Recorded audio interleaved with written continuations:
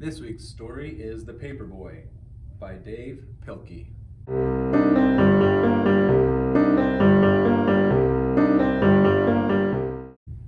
Good afternoon, Diamond Valley friends and families. Just want to welcome you to another edition of a book. This week's book is The Paperboy, written and illustrated by Dav Pilkey. And it is a Caldecott Honor Book, which means that the illustrator received an award for making a profound influence as a picture book. And so I'm excited to read this book to you and help us all learn a little bit more about the papers, newspapers. Newspapers are something that aren't as popular as they used to be because of the internet and getting information from the internet. However, newspapers still exist, and this is what children did often with newspapers. So I'm excited to read this story to you. The Paperboy.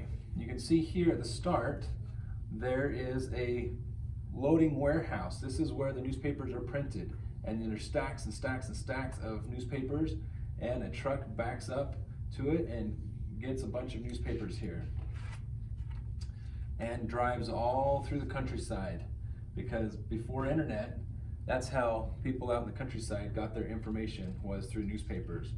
And so this newspaper delivery truck is delivering all of the newspapers to one person's house, stops right here and delivers a whole stack of newspapers to this house. And so this is where the newspaper boy lives at, and it's his job to get these newspapers to everybody else's houses. The mornings of the Paperboy are still dark, and they are always cold, even in the summer. And on these cold mornings, the Paperboy's bed is still warm, and it is always hard to get out, even for his dog. And you can see here's the Paperboy. He's sound asleep, his dog's sound asleep. It's the middle of the night, but it's time to get out of bed so they can deliver papers. And they do. They get out of bed. He gets dressed, he's tying his shoes, the dog's ready to go. And softly they step down the quiet hall, past the door where the Paperboy's father and mother are sleeping, past the door where his sister is asleep, and down to the kitchen where they eat from their own bowls. They gotta eat their breakfast. And out to the garage where they quickly fold their papers, snapping on green rubber bands and placing them in a large red bag. Now this is one of the jobs of a paperboy, is the newspaper delivery truck. It just delivers them in a huge stack, but then the newspaper boy has got to fold them up and put rubber bands around them and then stick them inside the bag to go deliver. And so that's the first job before you can even deliver them, is get them ready to all rolled up. It's hard to ride a bike when you are loaded down with the newspapers, but the paperboy has learned how to do this, and he is good at it. So here he leaves his house, out on his bike with his dog. The paperboy knows his route by heart, so he doesn't ever think about which house to pedal to. Not every house subscribes to the newspaper, so he might give a newspaper here, but not that one, but then he'll give it to this one. He's got it memorized. He knows exactly which houses. Instead, he's thinking about other things, big things and small things, and sometimes he is not thinking about anything at all. His dog, too, knows this route by heart. He knows which trees are for sniffing, he knows which bird baths are for drinking, which squirrels are for chasing, and which cats are for growling at. And the dog likes to have fun with them as they go on their route. You can see it's still in the morning, or in the middle of the night. All the world is asleep, except for the paperboy and his dog. And this is the time when they are the happiest. And there they are, just riding through the town, delivering newspapers to different houses. But little by little, the world around them wakes up. The stars and the moon fade away, and the skies become orange and pink. And now here's the sunrise. You can see the skies changing, and people are starting to wake up in their houses, turn their lights on, get ready for the day.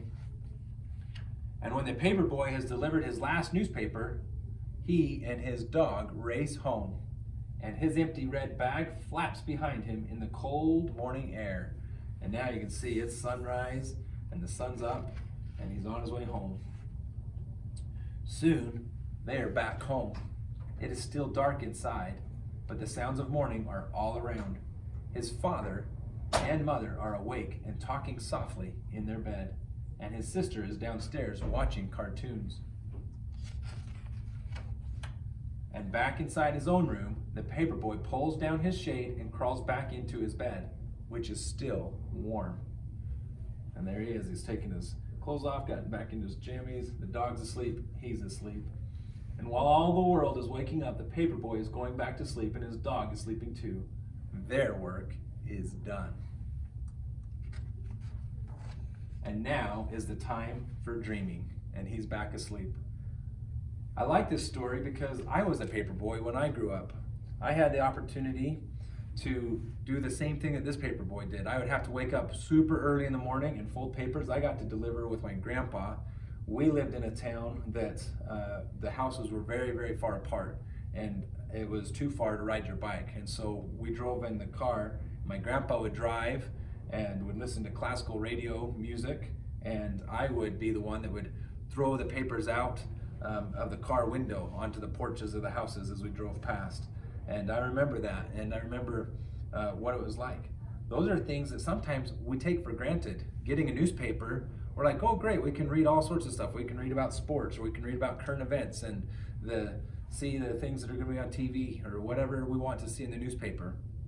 But we don't often think about what goes behind the process to get the newspaper to your house or to someone else's house.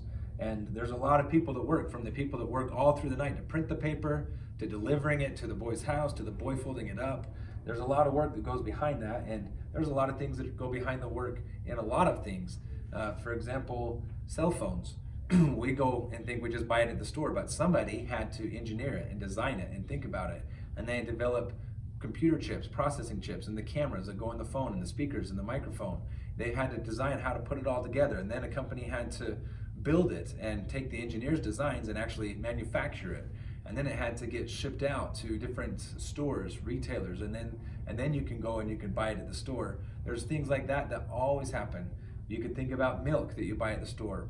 Milk doesn't just come to the store, it starts at a farm from the cows and the processing, and it has a whole process, and there's a process for pretty much everything in life, and the paperboy is just one of those processes.